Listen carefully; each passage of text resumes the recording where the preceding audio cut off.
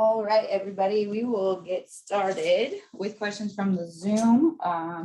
We will get started with questions from Edwin Garcia. Edwin, go ahead. Coach Fisher, congratulations on another win. Thank you. What do you know now about this team that you didn't know prior to the start of the season? Yeah, I think just that for a new group, and not having a lot of experience together, that that they would have a level of I think composure and and still remaining calm through adversity on the road. Often it takes a little time for a team to learn how to stay together on the road. The home team's making a run, the crowd's getting into it, and I think our veteran leaders, are just setting a great example of how to just stay the course and continue to play one possession at a time. So, we didn't know what to expect in that regard, but we've seen some good things so far. We'll go next question to Nick Hamilton. Nick, go ahead. Hey, Coach Fisher, congrats on the win. Hey, thank you. When you look at this team, and you talked about just them playing together, but how much are you looking at just the conditioning of a lot of players in order for them to go through this grueling schedule as far as just being on the road and dealing with that, not just mentally, but physically as well? Yeah, no, it's a big part of this early season for us. Our veteran players in particular, playing them enough minutes that, we have a chance to win, but also being as smart as possible. If we start to notice any signs of fatigue, the decision making is going to suffer. Energy levels are going to suffer. So we've been trying to be aware of, when players start to look fatigued, and they're doing a great job of communicating as well. And so it's going to take us a while to build up, a level of game conditioning that it takes to win at the highest level, especially out on the road. You don't really, you don't get to practice, days in between games are mostly travel days. So, the only time you're really getting that high intensity work that you need is in the game. It was clear that, we were tired today, but Indiana deserves a lot of credit. They kept the pace up in the game at times, and, it was challenging for us to keep up with. And, 22-6 in fast break points, we're going to have to correct that in order to have a chance to win on the road in the future. Thanks, Coach. Thank you. We'll go next question to Brian Ingram. Brian, go ahead. Hey, Coach, in your 2 games that you've had so far, it hasn't just been the guards getting it done. It hasn't just been the bigs getting it done. It's really been a team effort on both ends of the floor. So is this a testament to the versatility that you were speaking about that you wanted to build with this team? We hope so. I think it's a great question and a valid point that you're making.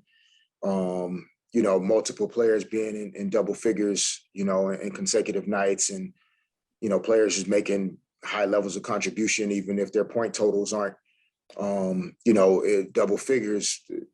Some of the defensive plays and the energy that Lexi Brown brought tonight was really impressive. And then, Brittany Sykes continues to impact the game on both ends, and, our free throw shooting and I think the confidence that we have there stepping to the line. It's allowing our players to be more aggressive in attacking the basket, knowing that if they don't convert, they'll step up to the free throw line and knock those plays down. So, I think we have to continue to work at that versatility.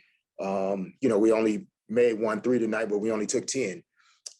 So, we need to continue to figure out a way to not necessarily speed the game up, but be able to create better spacing and get some opportunities from the perimeter going. And I think that's where our versatility will really start to show compared to, some of our previous rosters. We'll go next question to Michelle Vogel. Michelle, go ahead. Yeah, Coach Fisher, I just wanted to see if you could comment a little bit on Liz's game today. And, just she kind of looked like her old self out there with, her field goal percentage and also the way she worked the boards. Yeah, I mean, it's Liz in particular. I think, our veteran players that, don't play overseas or, with other teams in the fall and winter. When you haven't played a basketball game since, September of 2021, it's going to be tough to sometimes get off to a good start while your body's adjusting to, playing, physical and intense basketball. But, I thought today in the minutes that she played, she was impactful, effective. Her presence around the basket not only allows her to be effective and efficient, but it's opened up some opportunities for other players to drive and get to the basket. And even if she isn't the one necessarily shooting a high number of free throws every night, she puts a lot of pressure on the opponent to surround her with bodies and it leads to foul situations that help us to get into the bonus, get to the free throw line and then be able to get our defense set.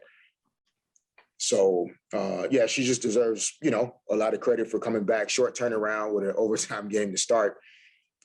Just having the energy to come out and help us get a win today. Thank you. Thank you. We have time for 2 more questions. We'll go Megan and then end with Rico. Megan, go ahead. Hey, Coach. I just wanted to know more. So in that second quarter, when you guys went on that 16-5 run in the quarter, what was just the messaging that you were telling them, and what did you see on the floor that you really liked? Yeah, I think our defense, we were having a difficult time as evidenced by the fast break points, like just getting our defense back and set first.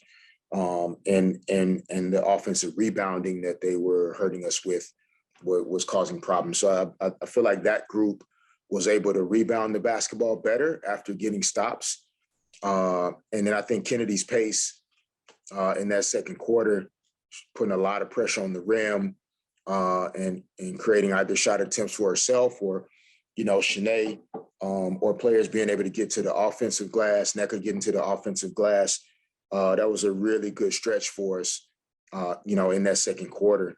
And so, we've had some success going to our bench, as the game goes on. And, that's the way we've tried to envision, putting this team together that on any given night, whatever combination of players we end up with out there collectively as a 5-woman unit, there's enough offense and defense and energy and IQ and shooting and size that, we'll be able to have some good stretches throughout the course of the game. And that group did put a nice stretch together.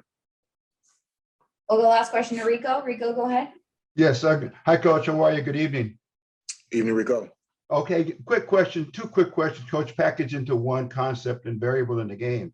Can you, one, tell us the explanation that the referees gave on what's the Brittany Sykes on the foul on the it took so long to kind of look at the review, but your thoughts on that, and are we looking at almost parity when they go to the review table in the NBA? Of course, the referee does give what happened.